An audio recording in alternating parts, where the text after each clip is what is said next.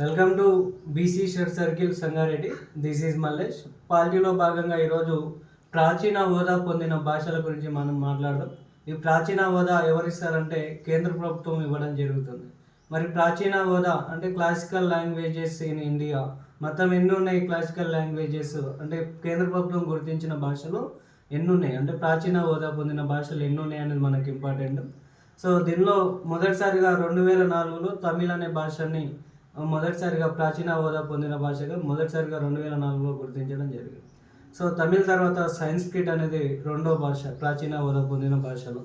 So మరి మూడో భాష ఏంటంటే తెలుగు, నాలుగో భాష కన్నడ. ఈ రెండింటిని 2008లో గుర్తించడం జరిగింది. సో 2013లో మరొక భాష మలయాళం గుర్తించారు. 2014లో ఒడియాను గుర్తించడం జరిగింది. ఇవి మనకు గతంలో 6 భాషలు ప్రాచీన హోదా పొందిన భాషలు ఉన్నాయి. అయితే రీసెంట్ టైంలో 2024లో మరొక 5 భాషలను కూడా దీనికి యాడ్ చేయడం సెంట్రల్ గవర్నమెంట్ గుర్తించడం జరిగింది. కాబట్టి ఆ 5 భాషలు ఏంటి అని కొత్తగా మనకు అడగడానికి అవకాశం ఉంది.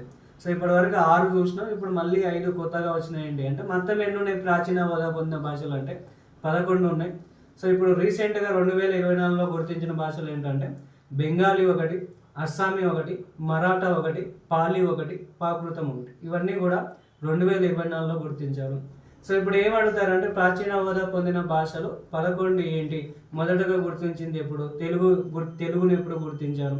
సో 2024లో లేటెస్ట్గా గుర్తించింది ఏంటి?